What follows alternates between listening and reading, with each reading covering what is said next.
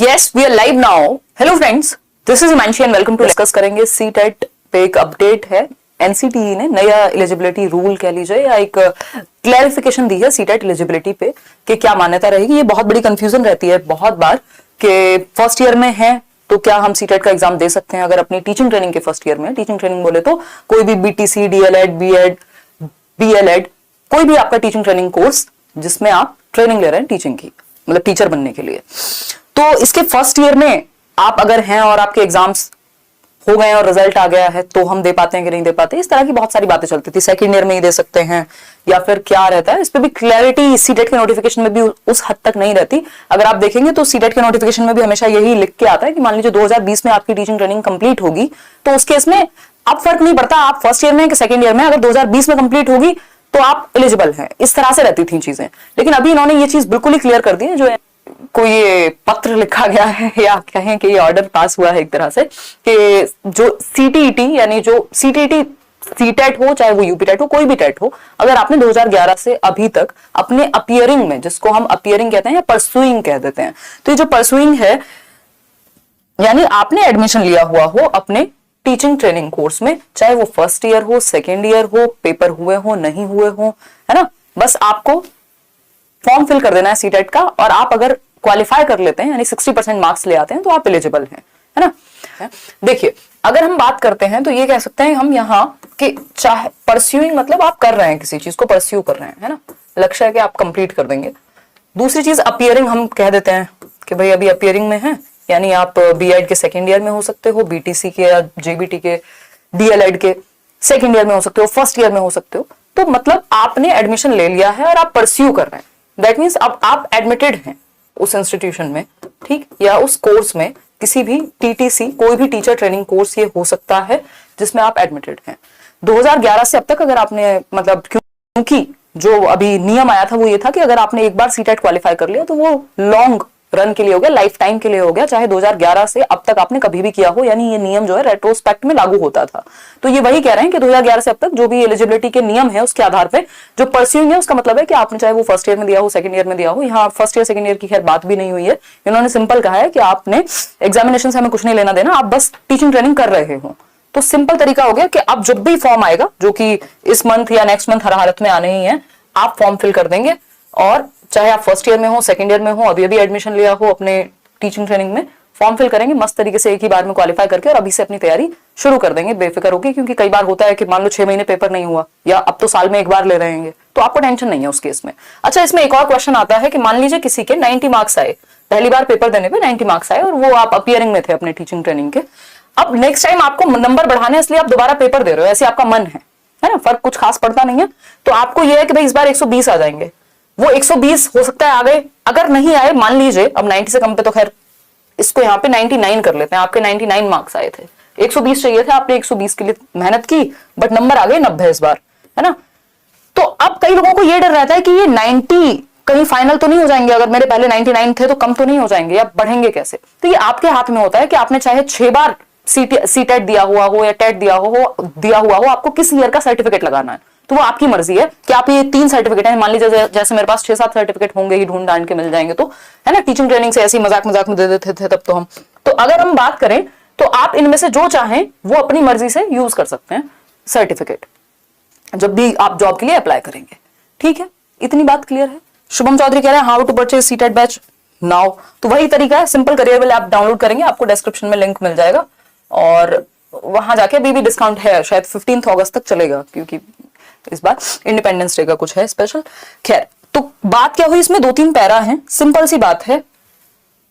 पहला तो ये, इसमें बेसिकली हुआ क्या था कि कोई भी आपत्ति आती है, जब क्लैरिटी नहीं होती इस तरह की चीजों पे, तो कोर्ट तक बात जाती है और जब वो चीज वहां तक पहुंचती है तब फाइनल निकल के आता है। तो जो एक व्यक्ति की लड़ाई है, जिसने एक ने भी उस चीज को दायर किया या कोशिश की, याचिका दायर की, वो सबको फिर बेनिफिट मिलता है ना। तो यहाँ पे हम कह सकते हैं कि आप एलिजिबल होंगे यदि आप फॉर्म भर देते हैं और आपका पेपर हुआ हो नहीं हुआ हो, रिजल्ट आया हो नहीं आया हो, आप टेट में एलिजिबल हैं, चाहे वो सी टेट हो चाहे वो कोई और टेट हो, ठीक है। परस्यूइंग का सिंपल मतलब है कि आप वो परस्यू कर रहे हैं, एडमिटेड हैं आप किसी भी टीचर ट्रेनिंग कोर्स में जो कि अंडरगोइंग है, यानी आपका वो कोर्स चल रहा हो। फिर बाद में इन्होंने अगेन वही बात कह दी है कि जो गाइडलाइंस हैं आपकी टेट की 11 फरवरी 2011 से जो ये कहानी शुरू हुई है आपकी टेट की, तो उस केस में जो उनके एलिजिबिलिटी के रूल है, मान लीजिए आपने आज तक भी अगर कभी किया होगा क्वालिफाई, तो क्वालिफाई माना जाएगा। क्यों? क्योंकि ये वो नियम जो है कि लाइफ लॉन्ग हो गया, वो रेट्रोस्पेक्ट में लागू होता है। रेट्रोस्पेक्ट बोले तो कि जब से शुरू हुआ है, पूर्व पीछे जाके भी लागू हो जाएगा। तो ये छोटी सी बात थी, इसको लेकर के आप लोग काफी परेशान थे कि वैसे की वैकेंसी इस साल आने की उम्मीद है, बस उम्मीद ही लगा रहे हैं हम लोग इतने टाइम से। तो ये छोटी छोटी बातें, इसमें 2-3 पैराग्राफ है, 3 ही पैराग्राफ हैं जो काम के हैं। इस चीज को लेकर आप लोग बैचेस में भी परेशान थे, आज क्लासेस में भी। आज जो सीटेट के बैच में वो वाली क्लास नहीं हुई है, आज एक और क्लास हुई है। मैं एक्चुअली क्लासेस कम ले रही हूँ 2 दिन से, तबियत थोड़ी ढीली है। तो ये एक छोटी सी बात हुई। बात रही बैच की, तो ये करियर विल ऐप डाउनलोड करेंगे आप और वहां जाकर के आप ये देख सकते हैं, डेमो लेक्चर्स हैं अलग अलग टीचर्स के। तो ये बेसिक सी बात हुई। इसमें कुछ ऑफलाइन क्लासेस भी आपको मिलेंगी, मॉक टेस्ट भी मिलेंगे, टेस्ट सीरीज भी मिलेगी, ये सारी चीजें हैं। बाकी तो मेरे साथ आप डिस्कशन करते ही हैं यूट्यूब पे, जितना मेरी क्षमता में होता है इंडिविजुअली मैं पूरी कोशिश करती हूँ आप लोगों के साथ डिस्कस करने का। ठीक है, आज हम पढ़ाई नहीं कर रहे हैं, कल हम अपने क्वेश्चंस करेंगे कंटिन्यू। और भी कुछ चीजें हैं, सीटेट एक बार डिटेल्ड इन्फॉर्मेशन बुलेटिन अपना निकाल दे तो हमारे लिए भी इजी हो जाएंगी चीजें प्लान करना। बाकी सिलेबस वगैरह में कोई चेंज सच होगा नहीं, क्योंकि ऑनलाइन एग्जाम हुआ था अभी, उसी में थोड़े बहुत चेंजेस इन्होंने कर दिए थे। ठीक, इसके अलावा कोई भी डाउट हो तो आप अभी भी कॉमेंट्स में पूछ सकते हैं। ये छोटी सी इन्फॉर्मेशन पसंद आई हो तो लाइक शेयर भी कर सकते हैं, कॉमेंट्स में बता भी सकते हैं अपने विचार। और इसके अलावा किसी को और कुछ पूछना तो बता दो। हाँ, बहुत बढ़िया। मैं सीटेट पास हूँ, डीएलएड पास हूँ, लेकिन ग्रेजुएशन सेकंड ईयर है, फाइनल नहीं हुआ है, तब वैलिड है क्या?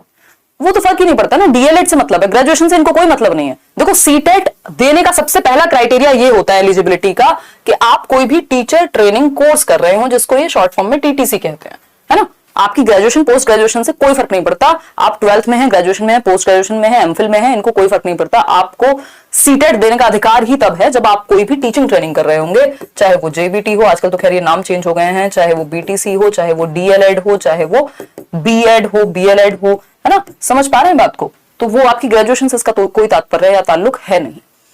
कोई भी इसके अलावा आपका डाउट बचता हो तो आप बता दीजिएगा। 5200 कितने लोग देख रहे हैं और लाइक कितने किया? 2300। खैर कोई बात नहीं, छोटी सी इन्फॉर्मेशन थी, होपफुली आपको ये पसंद आई होगी। एक बार डिटेल्ड इन्फॉर्मेशन बुलेटिन अपना निकाल दे तो हमारे लिए भी इजी हो जाएंगी चीजें प्लान करना। बाकी सिलेबस वगैरह में कोई चेंज सच होगा नहीं, क्योंकि ऑनलाइन एग्जाम हुआ था अभी, उसी में थोड़े बहुत चेंजेस इन्होंने कर दिए थे।